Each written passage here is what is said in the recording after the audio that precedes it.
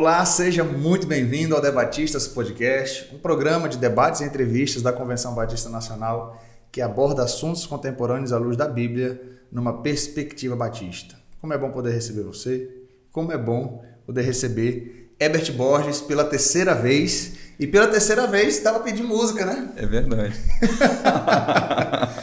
Que honra, meu amigo, lhe receber aqui, uma grande satisfação. Os vídeos que você participa aqui conosco, ele faz parte do... Eu acho que está no top 5, viu? Acho que os dois estão no top 5 de número de visualizações aí. Que é isso. Então, sempre bom lhe receber aqui com conteúdos diversos. Esse hoje aqui é um pouquinho mais polêmico. Mais polêmico.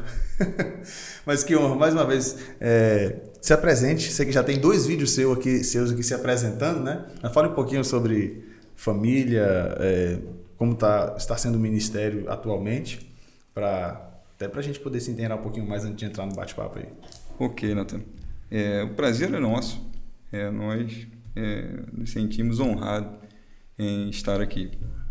Como já falei nas outras oportunidades, né, meu nome é Herbert, sou pastor ligado à Convenção Batista Nacional.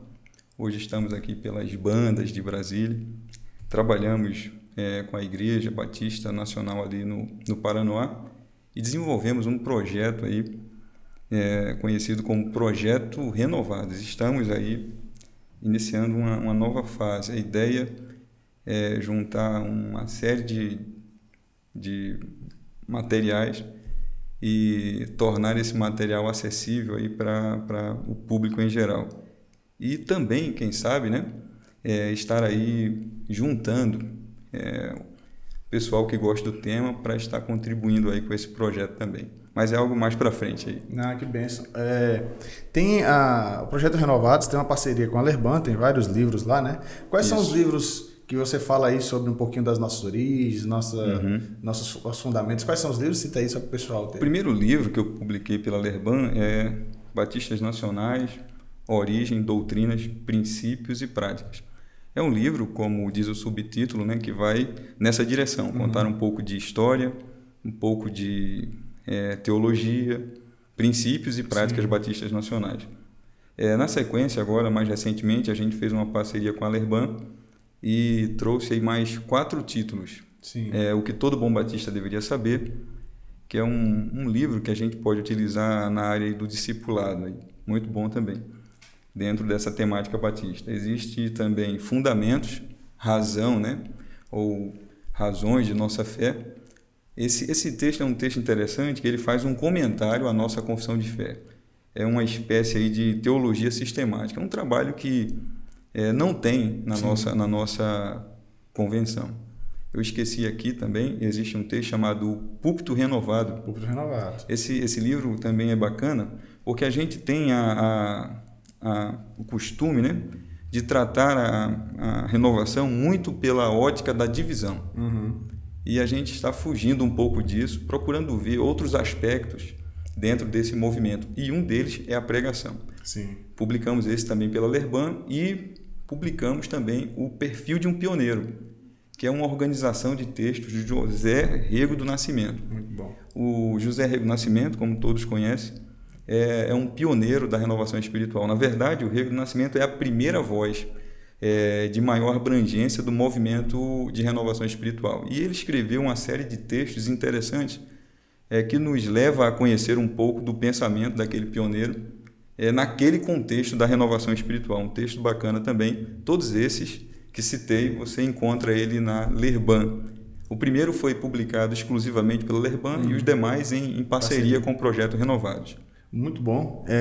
Isso é extraordinário, porque fortalece as nossas bases, vem trazer um pouquinho do que o Batista Nacional pensa e nos ajuda a entender um pouquinho do nosso passado, da nossa confissão de fé, para os próximos passos que a gente vai estar dando aí, né? Amém. Eu estou feliz aqui com o estúdio. Se você for ver os primeiros vídeos, esses quadros estavam lá. E a gente está num novo estúdio, a gente não trouxe os quadros, eles ficaram tristes no estúdio antigo. E eu fiquei triste sem eles no novo estúdio.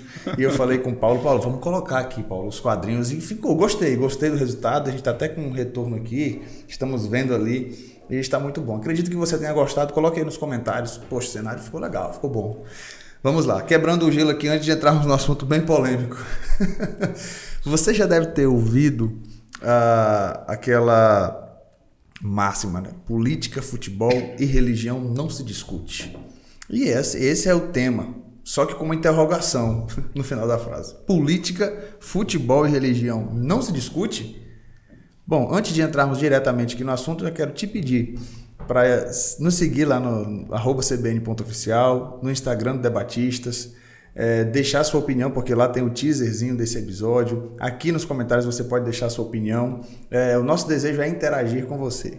Participe conosco, seja você também um debatista. Na medida que você interage conosco, por meio dos comentários e nas nossas redes sociais, tanto no Instagram, no YouTube ou no Spotify, onde esse episódio também está sendo veiculado, você participa e você se torna um debatista. E aí, pastor Herbert Borges, política, futebol e religião não se discute. Essa é a máxima de muita gente. Vamos tentar manter aqui o bom senso, o cuidado e tal. E antes de entrarmos, né, por que esses temas são sensíveis, a primeira pergunta que eu lhe falo é: biblicamente falando, existe de fato alguns temas que devemos evitar discutir? Eu aproveitar esses temas que são algo aí, um consenso, né, social, mas aí quando a gente vai para a igreja, muitas vezes a gente tem ali, não, esse assunto aqui acho que não é bom a gente tratar, não vamos, isso aqui é coisa de seminário, isso aqui é coisa de igreja.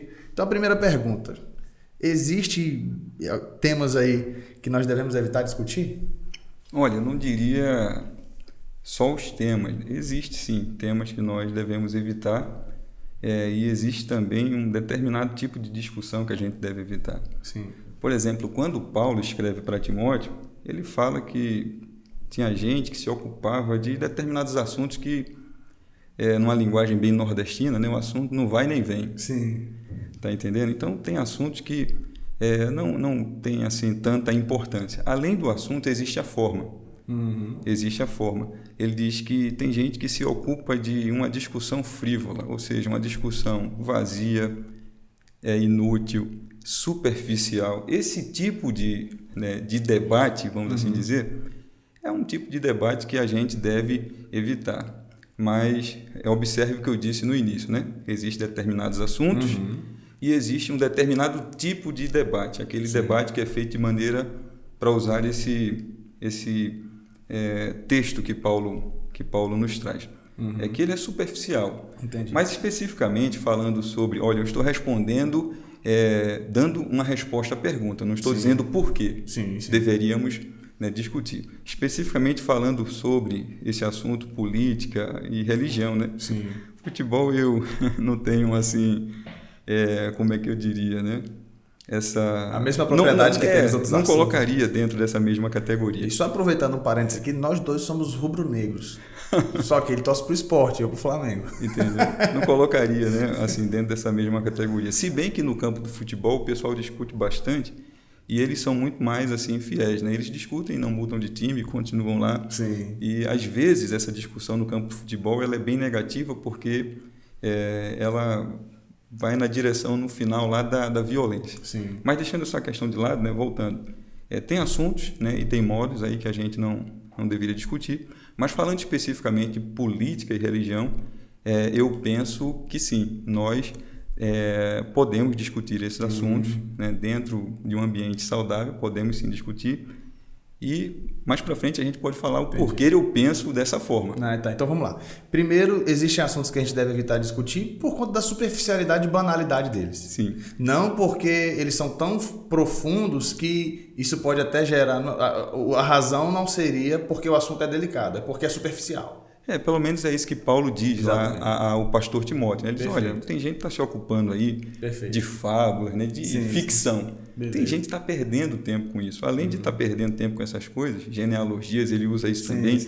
Além de estar perdendo tempo com esse tipo de assunto, o debate é feito de maneira superficial. Entendi. No caso dele lá. Ele dá esse discurso lá para Timóteo, essa palavra para Timóteo, o que leva a gente a entender justamente aquilo que eu disse. Tem assuntos, a gente deve avaliar, que não vale a pena. Entendi. Certo? Mas esse em especial eu penso que sim. Pronto. Esse em especial a gente deve discutir. Agora, aonde entra o outro lado que você trouxe, a questão da forma. Aí é onde entra a forma que esses temas profundos devem se discutir. Aí já então na segunda pergunta... Não deve ser um debate frívolo, para pegar a palavra do Paulo. Deve ser um debate feito com mais responsabilidade, um debate com profundidade. Não um debate para ganhar discussão, porque às vezes eu sei que aquela informação que eu estou dando naquele debate, ela teria um bom contraponto, mas como eu sei que o meu oponente talvez não saiba dele, então para ganhar discussão eu jogo e fica nisso, né? É verdade. Então assim, por que esses temas são tão sensíveis? Política, futebol e religião são temas sensíveis, pensando aqui também na nossa cultura. Quando fala do esporte, você vai para os Estados Unidos, lá tem basquete, lá tem futebol americano, outras culturas têm outros esportes, mas no nosso caso aqui, pensando no Brasil, política, futebol e religião são temas sensíveis. Por quê? Olha, essa é uma resposta, uma pergunta, né, que a gente pode responder de diferentes formas. Sim. Né? Mas... o que é que eu penso? Eu penso o seguinte, que a gente se envolve, agora sim, pegando o exemplo do futebol, né? A gente se envolve muito emocionalmente com essas questões, né? Verdade. E esse envolvimento, às vezes, deixa esse debate um pouco sensível, dada essa questão. Essa é uma coisa que não é tão fácil. Por exemplo, é como você tratar de mãe, né? Quando a gente era pequeno, não tem esse negócio, né? Aí, às vezes, mexia em determinadas questões ali, eu me lembro lá em Recife, né? Desenhavam, um exemplo não é tão bom, mas se fazia isso, né? Mas vamos lá, os moleques faziam isso, aí desenhava no chão, assim, uma figura, e o outro desenhava outra figura, e dizia, olha, aqui é a cara da mãe de fulano e aqui é a cara da mãe de cicano. Certo? Não era. Sim. Aquilo não era. Não era. Mas esse movimento, né, que a gente tem com a mãe, afetiva, emocional, essas coisas, aí alguém ela mexia, pronto, começava a confusão, bagunçava tudo. Então eu acho que a gente é envolvido muito com essas questões de maneira afetiva, emocional, que termina deixando o tema um pouco complicado. Sim. Você vê pelo próprio futebol, né? Sim. Cara, vê um camarada às vezes discutindo e aquilo está afetando o torcedor, porque é uma questão de criança, é uma coisa complicada. É engraçado que estava meu irmão e eu. Final da Copa do Mundo, França e Argentina. Entendi. E eu pensando, tô torcendo pra Argentina, tô torcendo pelo Messi. Não aí meu irmão lá no grupo da família. Isso lá é brasileiro que se preze, rapaz. Negócio de ficar torcendo pra Argentina, eu torço pra França. Falei, não quero. Mbappé tá muito amostrado.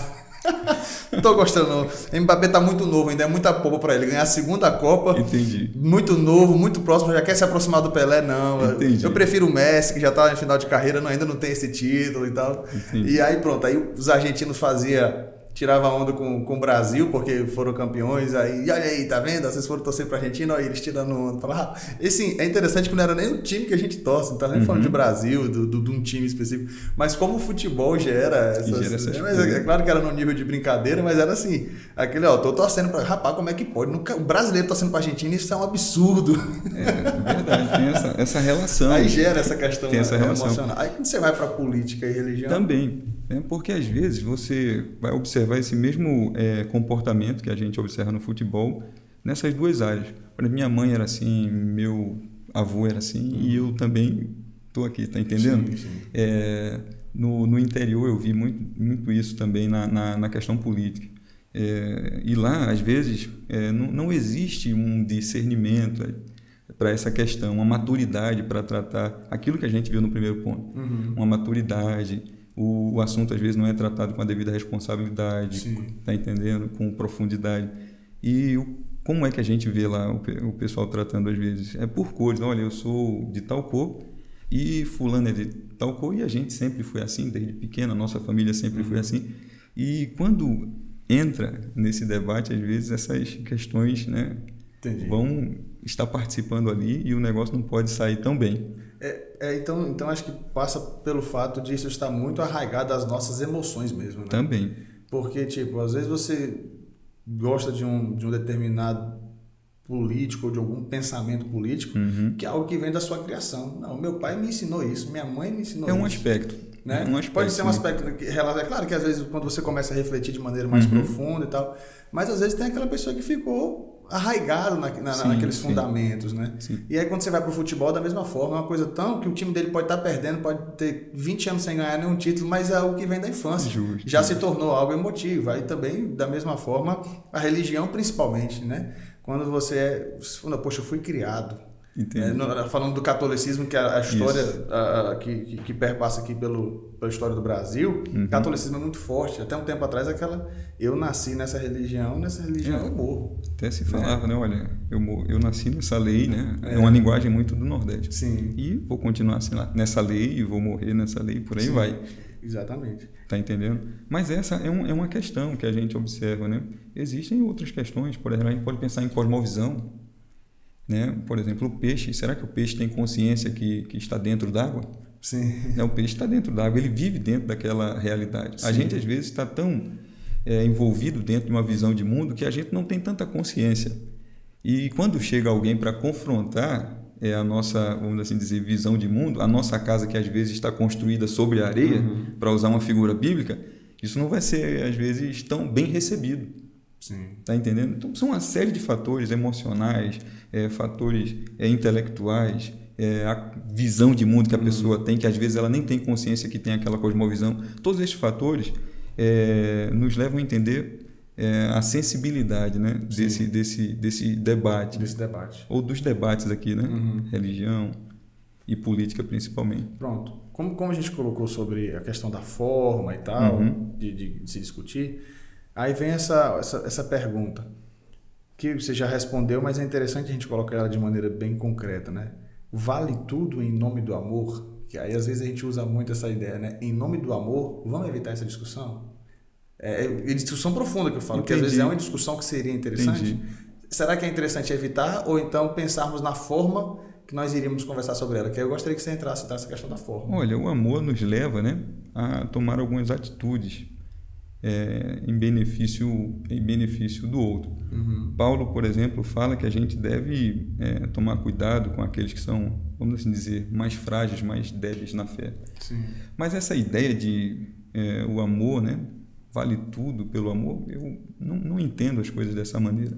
Até porque o amor que a Bíblia nos apresenta não é um amor assim desatrelado de um conteúdo. Sim.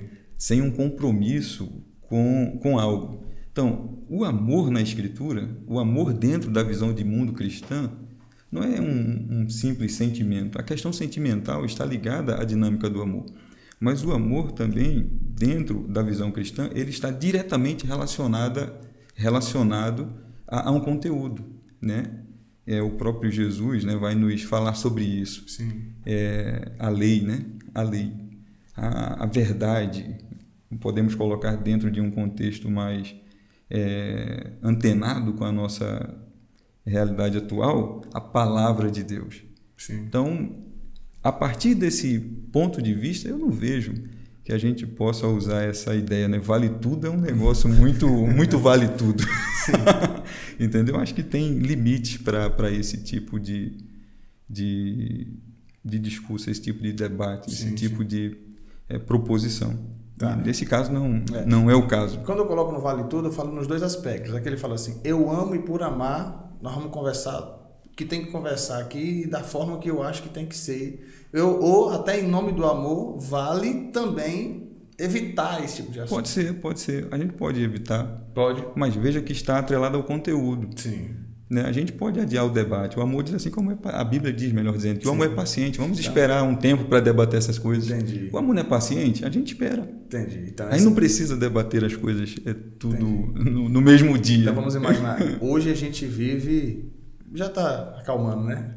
Uma polarização assim, muito arraigada, até o ponto de que se você também tentar evitar esse discurso, alguns vão olhar para você e te chamar de covarde. Se você fala, vão dizer que você tomou partido errado, talvez. E se você se cala, às vezes você está sendo covarde. Justo. Porque o Brasil está numa situação... É uma situação tão crucial, porque um lado falava a mesma coisa. Um lado dizia, se você se cala, você é covarde. E se você se posicionar do outro lado, você está pior ainda. Entendi. Aí o outro lado vem e diz a mesma coisa. Se você se cala, é covarde. Se você tomar o outro partido, piorou. Era uma situação bem delicada. Até como exercer o amor diante de uma situação dessa, no sentido de eu me calo ou falo, depender de Deus, né? É verdade, é verdade. A gente tem que entender, por exemplo, nós como batistas, né? Eu falei que esse é um assunto que a gente pode discutir, não falei porque eu vejo que esse assunto pode discutir, mas dando aqui uma resposta do porquê discutir, né? Sim. A gente pode discutir esse assunto pensando na nossa tradição. Por exemplo, nós somos batistas, né? E os batistas, eles construíram a visão em relação à política. Os batistas, no contexto da Inglaterra do século XVII, eles lutaram por liberdade de consciência, liberdade de culto, que eram temas que eram caros naquela época e tiveram consequências para os batistas dentro daquele cenário político. Os batistas apregoaram, né, para aqueles que querem que igrejas batistas tomem partido, né, a separação entre igreja e Estado. Né? Então, essas questões, assim, a gente pode discutir, né? Por que discutir? Porque nós estamos, melhor dizendo, dentro de uma tradição que já fez algumas importantes contribuições, né, à questão política, tá entendendo? Sim. Existem outras questões, né, que é importante a gente entender. Por exemplo, por que debater esse tema, eu diria, né? Porque o homem, ele é um ser de natureza política, certo? O homem, ele tem essa característica. Assim como ele é um ser também religioso, já diziam os antigos, né, que o homem é um animal político. Por que a gente deveria debater esse tema? Porque a política, ela tem um objeto, e o objeto da política é a organização da sociedade. E como cristãos, não devemos nos privar de dar a nossa contribuição. Eu não estou falando não como igreja institucionalizada, mas como cristãos é importante você dar a sua contribuição. Por que debater esse tema? Porque a gente precisa eleger representantes, né? E a gente, como tal, né, nesse processo de eleição de representantes, a gente precisa escolher pessoas que de fato nos represente, que esteja de alguma maneira alinhada com aquilo que a gente acredita, com aquilo que a gente entende que é melhor para a sociedade. E existe uma razão que eu acho que é uma das mais interessantes, é o seguinte: porque o Evangelho, embora a Bíblia não seja um livro de política, ela tem profundas implicações políticas. O cristão, se ele encarna o Evangelho, isso tem consequências. Por exemplo, imagine você viver numa sociedade feita o Brasil como luz. A Bíblia diz que o mundo jaz nas trevas, o mundo jaz no maligno. Então, uma igreja, né, um povo que vive como luz numa sociedade difícil. Você está entendendo? Você imagina, o Evangelho disso, ele tem implicações políticas, o amor, a justiça, a caridade. Todas essas questões são questões que estão ligadas à nossa sociedade também, envolvidas aí na sociedade essas questões. E a gente precisa participar disso também. Né? Isso, o Evangelho, na verdade, nos chama né, a viver dessa forma, de forma amorosa, justa, fraterna. Então, nesse sentido, veja o quanto a gente tem para contribuir, certo? O simples fato de você, como eu disse, você viver como cristão tem implicações políticas. A Bíblia diz que o Senhor Jesus, ele nos salvou para as boas obras, não através de boas obras. Nós não fomos salvos porque de uma hora para outra a gente fez alguma boa obra. Certo? Não. A gente foi salvo para as boas obras. A gente precisa fazer boas obras nessa sociedade. E uma questão bem interessante ainda dentro desse campo, talvez já emendando com a questão da religião, é o seguinte: a gente entende a natureza do problema. Onde é que está o problema? A gente costuma dizer, tem que tirar esse partido e colocar outro que resolve. Essa é uma visão gnóstica do mundo. O gnóstico, ele pensa que o problema ele está do lado de fora. O cristão não, ele diz o problema está do lado de dentro. O problema é Gênesis 3. O problema da sociedade não são essas estruturas, está entendendo? Então a gente às vezes, não, tem que tirar esse negócio, tem que colocar aquele e tal, não sei o que vai resolver. Não vai resolver. É o ser humano, né? Essa ideia de que vai resolver, essa ideia, olha, a gente vai construir, tem que tomar cuidado com essas filosofias. A gente vai entregar uma sociedade ideal, uma sociedade perfeita, uma sociedade onde está... Não. O cristão não vai. É utopia. É utopia, porque, rapaz, é com quem? Qual o material dessa sociedade? Não, a gente vai pegar Natan e Herbert. Não vai dar certo. Vão trazer anjos e colocar na secretaria? Com um anjo já deu problema. É verdade. Aí o cara diz, não, a gente vai construir uma sociedade perfeita, que essa tá ruim, beleza. Qual o material? Aí não, o material é Natan e o Herbert. Aí, beleza, então vai dar errado. Não tem que esperar muito, né? Então veja o que a Escritura nos chama, né? Sim. As implicações da Escritura. A gente precisa participar. E a política, né? A própria etimologia da palavra, né? A ideia política, está ligada à ideia de cidade. Cidade. O político é aquele que se envolve com as coisas da cidade. No grego existia uma palavra para falar daquele que não se envolvia, que é o idiota. Entendeu? Rapaz. É mesmo? É o idiota. Depois dá um Google aí. O que significa idiota? O idiota é o cidadão que não se envolve com a coisa pública, se preocupa apenas com o universo dele, o mundinho dele privado. O político é o que se envolve com os temas da cidade, né? Então, nossas ideias políticas, elas estão muito ligadas ao universo grego. Se bem, né, que a gente sabe que a Escritura, né, muito antes disso, já fazia, melhor dizendo, algumas, vamos assim dizer, importantes contribuições e observações. Ok, Natan? Rapaz, que benção, que benção. Você foi falando aí, eu estou aqui, aprendendo e admirado com esse assunto interessantíssimo. E aí a pergunta que vem já para a gente caminhar aqui para esse ponto da religião, que você já entrou um pouquinho, mas... Porque quando a gente fala sobre igreja, sobre discussão de temas, quando a gente vai pensar assim, né? Escola bíblica dominical, a gente trata em questões sociais, até pode de repente tratar questões sobre essa, mas no geral a gente está falando de Bíblia, está colocando temas ali práticos da nossa vida, alguns temas teológicos. No final das contas, uma igreja madura no conhecimento de Cristo, ela se sairá bem no trato de qualquer assunto, seja os mais delicados, seja os mais profundos. O que eu quero dizer também é que fortalece uma igreja, traz amadurecimento para ela tratar assuntos delicados? Eu penso que sim. Você vê o apóstolo Paulo falando, né, lá em Efésios, ele diz que o trabalho, né, pastoral é levar justamente a igreja ao amadurecimento, né, ao crescimento, a perfeita varonilidade. Que palavra difícil. Né? Então veja, o trabalho pastoral, né, é fazer justamente isso, levar a igreja à maturidade. E pense agora, como a igreja, né, vai amadurecer sem tratar determinados temas? Tá entendendo? Então, se a igreja quer, né, trilhar esse caminho da maturidade, e uma igreja madura vai fazer isso, né, que é justamente a questão que você colocou, é tratar justamente os temas delicados. Porque, veja bem, Natan, eu fico olhando uma coisa que é importante para a gente estar pensando. Tem determinadas igrejas que fazem assim: olha, esse assunto é complicado, não vamos tratar desse assunto. Na verdade, deveria ser o contrário. Justamente porque é complicado, a gente deveria aprofundar para entender. E às vezes, por que é complicado? Às vezes é uma questão prática ou às vezes é uma questão teológica mesmo. Justo.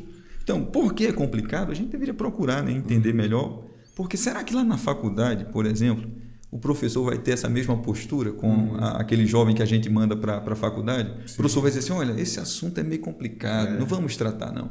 Ou ele vai empurrar, como diz o pé, né, no acelerador nesse assunto. Talvez ele não tenha essa mesma ideia, né? Ele vai querer, dentro da sua cosmovisão, dentro da sua ideologia, ele vai querer aprofundar. É verdade. Entendeu? Então, justamente por isso, eu penso que a gente deve também fazer, né, algo nessa mesma direção, procurar refletir, procurar amadurecer. Afinal, a gente precisa amar, né? Lembra lá? Amar a Deus com a mente também. Amar a Deus com entendimento. Né? Com entendimento. Falando sobre essa questão de assuntos delicados, e quando eu falei que às vezes é uma situação prática, que às vezes é complicado, é porque... Vamos lá. Talvez tenha o tempo também, né? Aquela questão que você colocou também. O amor sabe esperar o tempo, a oportunidade. Quando eu falo assim, por exemplo, divórcio, vamos lá. Aí o pastor pensa, rapaz, tratar desse tema, aí ele já pensa, tem o irmão fulano de tal, o irmão Beltrano, Justo. E aí, às vezes, ele tem um posicionamento um pouco mais radical sobre o divórcio, mas aí quando ele for se posicionar dessa forma, como é que a igreja, como é que os irmãos, como é que aqueles irmãos primeiro se sentirão, Entendi. como é que a igreja vai tratar aquele irmão, como é que aquele irmão vai continuar se importando na comunidade a partir da forma como ele falar sobre aquele assunto. Eu estou citando um assunto, mas tem N assuntos que podem ser tratados dentro ali do que você envolve. Às vezes você eu quero que aqui na igreja a gente receba bem os homossexuais e tal. Tem aí alguns que gostam de participar aqui dos cultos com a gente, tudo, mas aí ele tem um posicionamento ali, né, sobre aquela situação. Ele pensa, poxa, eu vou tratar isso aqui, eu vou acabar afastando as pessoas que já estão se aproximando do evangelho, já tem sido tão bacana receber esse pessoal aqui. Como é que eles vão receber se eu tratar o assunto de maneira como eu acredito que deve ser tratado e tal? São temas delicados, né? São questões diferentes. Na verdade, uma questão é que está colocada aí é tratar o assunto. Sim. É uma questão. Outra coisa é como tratar o assunto. Sim. Né? Que é mais ou menos aquilo que a gente viu no começo do nosso bate-papo. O assunto deve ser tratado, né? Como a orientação de Paulo para Timóteo, né? Com amor também. Sim. Né? Não de maneira superficial, com toda a responsabilidade, com todo o respeito. Os assuntos devem ser tratados dessa maneira, mas devem ser tratados. Talvez não naquele tempo. Sim. É como na escola, por exemplo. Exemplo, eu fiz física, né? Não adianta você querer ensinar para o cara álgebra linear se ele não sabe função, se ele não sabe equação, certo? Você não vai ensinar para a criança somar se ele não sabe números. Tem as etapas. Então não adianta. Você tem que entender também em que ponto está ali a sua comunidade. Eu vou querer às vezes avançar, né? Eu sou cabeção, eu sou doutor, né? Eu fiz teologia. Aí eu vou querer aprofundar no assunto. Mas quando eu olho para minha comunidade, o camarada está somando ainda, né? Às vezes eu já quero ensinar para ele integral de linha, essas coisas assim. Não dá para entregar um assunto dessa maneira. Então, veja bem, é para tratar, existe a forma como tratar. Você tem que entender a sua comunidade, em que ponto, em que nível está a sua comunidade, para você ir desenvolvendo com ela os temas. Lembra que a gente falou um pouco mais para trás. A função, né, do ministério pastoral é levar a igreja justamente à maturidade. E a maturidade envolve essa questão do ensino, para que, no final das contas, diz lá o apóstolo, a igreja não seja... Que isso é que é o pior. A igreja está sendo levada, ou a comunidade está sendo levada por todo o vento de doutrina. Olha, eu não vou tratar desse assunto, porque esse assunto é complicado. Eita, está vindo o vento. Está entendendo, Natan? Aí o vento carrega. É verdade. Não é verdade? Então tem que tratar... um tema delicado, poxa, é difícil, então como é que a gente faz? Vamos procurar a didática, vamos ver em que nível está a comunidade, vamos tratar com respeito, com amor, esperar a oportunidade. Talvez demore 8 anos, né? Por exemplo, o camarada entra na 5ª série, ele começa vendo a equação, só vai ver equação do 2º grau, se não me falha a memória, lá no 1º ano. Olha, quanto tempo aí demorou para o cara aprender o outro assunto, mas ele já começou a ver a equação na 5ª série, no nível elementar ali. Quando falo sobre religião também, que não se discute, aí às vezes passa pelo processo de evangelização. Vou falar com um amigo meu ali que às vezes ele já é de uma outra religião e tal, e aí às vezes há aquela situação, a gente fica aqui na superficialidade, você está falando de Deus, ele está concordando, só que na mente dele está aquela assim, o seu Deus é o mesmo meu, assim, no sentido de que no final vai todo mundo para o mesmo lugar, justo. Todos os caminhos levam a Deus, e aí você fica naquela, rapaz, porque aí a gente passa por aquela, inclusive eu tive um bate-papo aqui com o pastor Jofre, muito bom até, né, a igreja, o diálogo com outras religiões. Eu assisti. Né, e aí a gente fica, né, nessa, assim, claro, foi muito boa a abordagem aqui, excelente. Mas aí você fica naquela, né, de, poxa, rapaz, não é todos os caminhos que levam a Deus, é só Jesus. Aí você fica, como é que... apresentar essa minha opinião perpassa também pelo grau de intimidade, né? Puxar um cara na praça e dizer isso assim, da maneira, a forma também, né? Justo. O que é que a gente precisa? Assim como o homem na linguagem dos filósofos, né? Sim. O animal político, talvez a gente não concorde muito com isso. O homem também é um ser, aí sim, religioso. Sim. Então, dada essa natureza religiosa do homem, a gente vai encontrar espaço também para esse tipo de debate. Lógico, né? Um debate dentro do respeito. Uma outra questão importante que você já, de certa forma, colocou é o seguinte, a gente vive dentro de um mundo, né, que acredita nessa perspectiva relativista aí. Uhum. Só que o Evangelho, ele diz que tem um caminho. Sim. Né? É absoluto. Justo. Só que o Evangelho diz que só tem um Salvador. Uhum. Tá entendendo? Sim. Então, veja agora a questão, né? Lembra das implicações do Evangelho para a política? Uhum. Existem implicações do Evangelho para a evangelização também. Uhum. Então, olha, o homem é um ser, por natureza, religioso. A gente vê isso no relato bíblico. E esse homem também, ele precisa conhecer a verdade. Uhum. Agora, Natan, a gente precisa entender que a gente não vive num mundo diferente do mundo romano, não, quando o cristianismo nasceu. A gente vai ver que, naquele contexto, o cristianismo também não era uma religião lícita. Sim. Ele era um negócio que não estava dentro do previsto. Sim, era uma seita inicialmente. Em consequência disso, ele sofreu perseguição. Uhum. O cristianismo sofreu perseguição. E o discurso cristão, ele não é um discurso, embora deva ser um discurso feito, sustentado, né, no amor, sim, certo? É um discurso pesado. Tanto sim, é que uns achavam aquele discurso louco, né? Sim. Você vê, os judeus e gregos não se entendiam muito bem com o discurso cristão. A gente não pode esperar esse tipo de postura hoje. Uhum. Dentro daquela realidade, você vê o que é o cristianismo. Ele não é uma religião que está muito bem. Uhum. E ele vem com uma mensagem que não está casando também muito bem. Sim. Certo? Então, essa é uma questão que vai continuar o discurso cristão dentro da nossa realidade também. Porque a gente diz para uma sociedade que a semelhança daquela sociedade lá, né, tem muitas religiões. Vê, Paulo, eu cheguei aqui e eu vi que vocês são religiosos demais, vocês adoram tudo. Veja que não tem muita diferença, não. Qual a diferença daquela sociedade para nós? Uhum. De certa maneira, a nossa sociedade é meio que neopagã, né? Sim. Neopagã. Certo? A gente aceita meio que tudo, só não aceita uma que é religião que tenha essa mensagem singular. Que você já colocou aí. Sim. Você entendeu? Jesus é o único caminho. Justo. Aí não. Aí você aí tá já está complicado. Já está um negócio. Então a gente não está muito diferente daquilo. Uhum. E o que é que a gente precisa entender? Como é que aqueles irmãos viveram dentro daquela sociedade, né? Como é que eles viveram? Como é que foi a vida daqueles irmãos pregando esse tipo de mensagem dentro de uma sociedade relativista como aquela? Uhum. As consequências estão lá. Gente foi presa. Entendeu? É porque a gente quer evitar algumas dificuldades. Certo? Se você disser, tipo assim, com o maior amor do mundo, olha, você é pecador. Filhão, querido, você é pecador. E todo pecador está o quê? Condenado. Pronto. E aí? Fala assim, nós dois então, vou te denunciar agora. Aí, entendeu?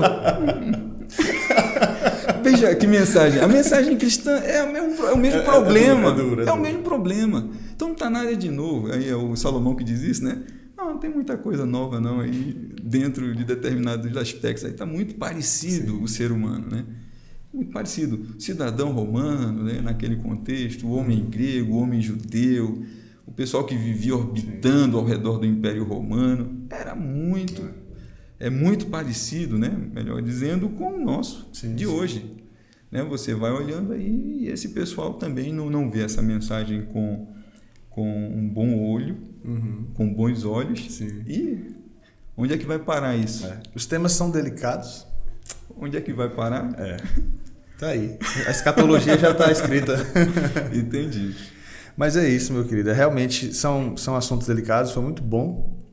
Todas os posicionamentos, os apontamentos que você trouxe aqui, nos fazer refletir realmente sobre isso. Quando se trata de religião, no nosso caso, é ainda mais delicado, porque sobre a política, o nosso viver, como você colocou aí, vai esbarrar na política, não tem jeito, né? Somos seres que não tem para onde fugir. Somos seres sociais, estamos aí, tudo nos influencia. E eu diria, Natan, fazendo assim uma observação com relação a isso que você acabou de dizer, é o seguinte: a gente, justamente porque a gente acha que acabou, agora é que deve continuar.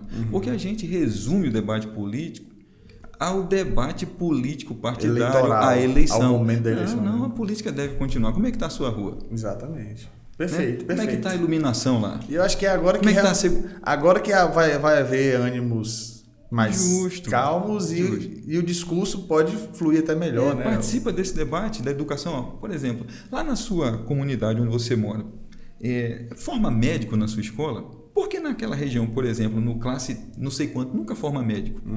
Os médicos nunca saem daquela região. Por quê? Será porque o ensino não é de qualidade?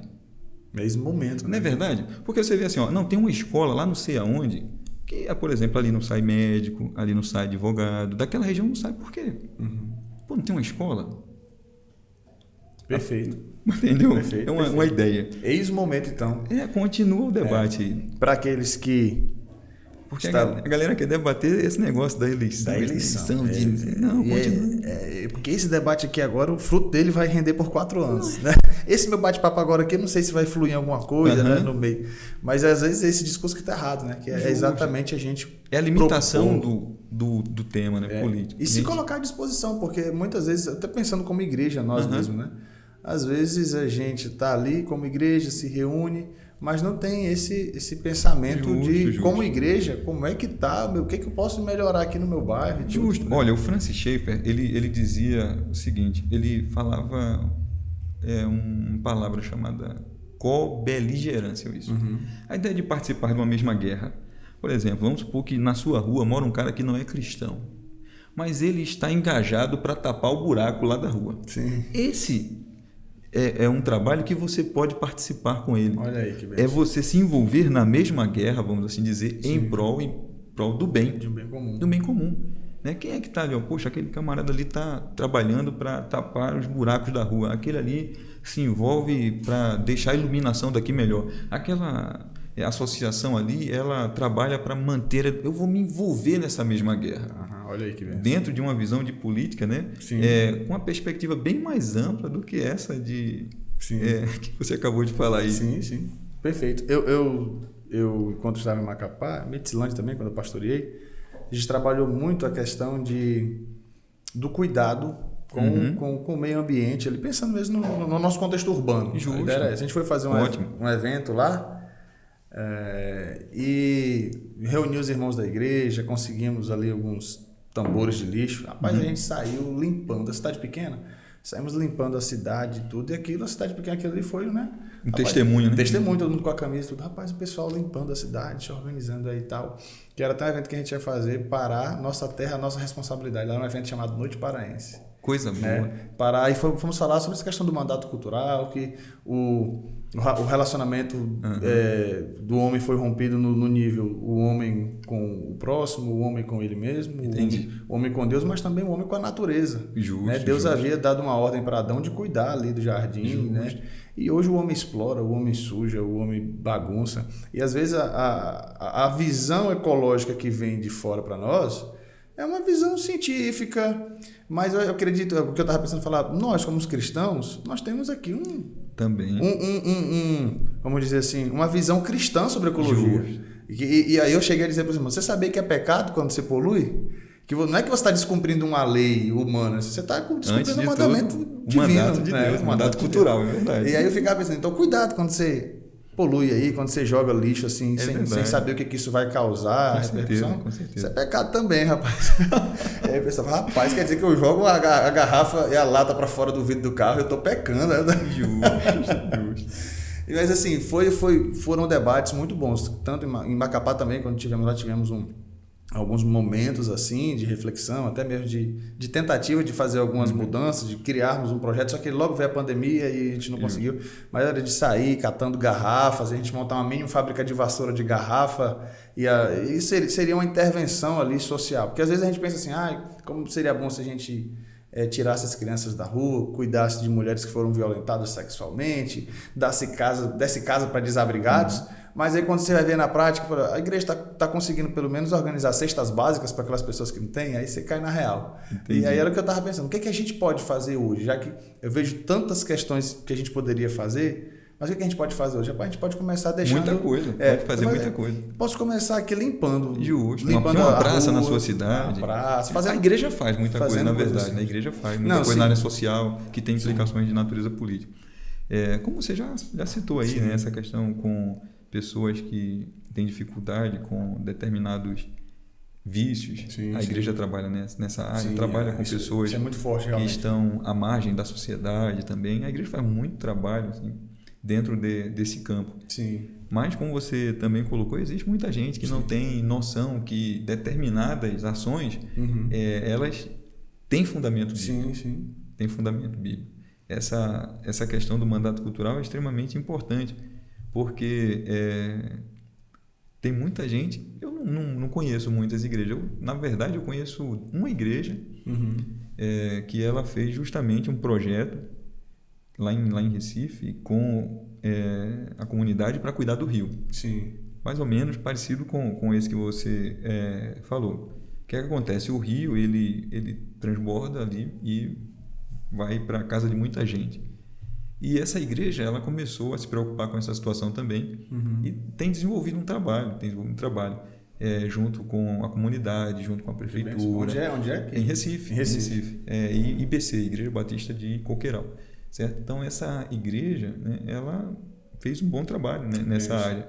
Justamente nessa mesma pegada que você falou, entendendo o mandato cultural de Deus para o seu povo. Entendeu? Então tá aí. Coisa boa. Política, futebol e religião não só se discute como se faz. Né? A gente faz política, a gente brinca de bola. No meu caso, eu faço futebol no time dos pernas de pau. Pernas de pau, mas joga, é isso aí. E já teve um tempo que a bola era o ovo do cão, que a gente não podia jogar bola. É verdade. Né? Então, tempos difíceis aí, verdade, mas agora, graças a Deus, a gente pode fazer política, participar, sermos influentes, discutir sobre o tema, brincar de futebol. Inclusive, tem jogadores que são cristãos e que, por jogarem no domingo, acabam nem indo no culto no domingo à noite, né? E não estão nem pecando por isso. São temas delicados aí.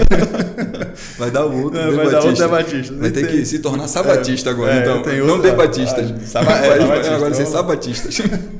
O dia do Senhor, como é que trata essa questão? É um tema bom. E aí tem também a questão da religião, que a gente, além de discutir sobre o tema, como eu falei, a gente, na prática, a gente vive isso, né? Meu querido, muito obrigado. Muito bom, muito bom esse bate-papo. Que Deus te abençoe. Palavras finais aí?